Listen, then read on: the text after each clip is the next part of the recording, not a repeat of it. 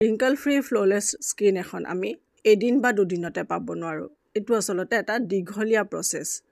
বহুত দিনৰ পৰা যদি অলপ স্কিনখন কেয়াৰ কৰি আহিছে তেতিয়াহ'লে আপোনাৰ স্কিনখন ভালে থাকিব।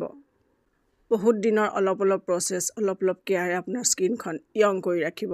আমাৰ চেনেলত স্কিনৰ ওপৰত যি কণ্টেণ্ট বনোৱা হয় আৰু আপোনালোকে সেইবোৰ যদি ফ'ল' কৰি আছে তেতিয়াহ'লে মই ক'ব পাৰোঁ আপোনাৰ স্কিন অলৰেডি বেটাৰ ভাৰ্জনলৈ ট্ৰেন্সফৰ্ম হৈছে। আজি যি ফৰ্মুলা লৈ আহিছোঁ সেইটো প্ৰচেছ এবাৰ কৰি চাওক। সাংঘাতিক ভাল ৰিজাল্ট আপোনালোকে পাব। আৰু স্কিনত যিসকলে বিশেষ যত্ন নলয় আৰু কেমিকেল থকা প্ৰডাক্ট ইউজ কৰি আছে তেওঁলোকে অলপ পেচেঞ্চ ৰাখি এই কাম কৰিব লাগিব, অলপ ধৈৰ্য ধৰিব লাগিব ইয়াৰ ভাল ৰিজাল্ট পাবৰ কাৰণে। ইয়াৰ 100% ৰিজাল্ট পাব, এইটো মই আপোনালোকক ক'ব পাৰোঁ। মাৰ্কেটত নতুন এণ্টি ৰিংকল ক্ৰীম আহিছে।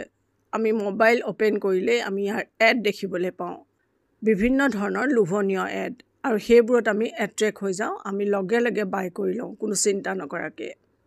আৰু আমি ভাবোঁ বাহ এইবাৰ মোৰ স্কিন একদম ফ্ললেছ হৈ যাব, কোনেও ৰখাব নোৱাৰে মোৰ স্কিন এবাৰ সুন্দৰ হোৱাত। কিন্তু আপোনালোকে অনেষ্টলি এবাৰ ক'ব পাৰিবনে যে সেই প্ৰডাক্টবোৰে আপোনাৰ স্কিনত অলপ মানুহ ভাল কৰিছে?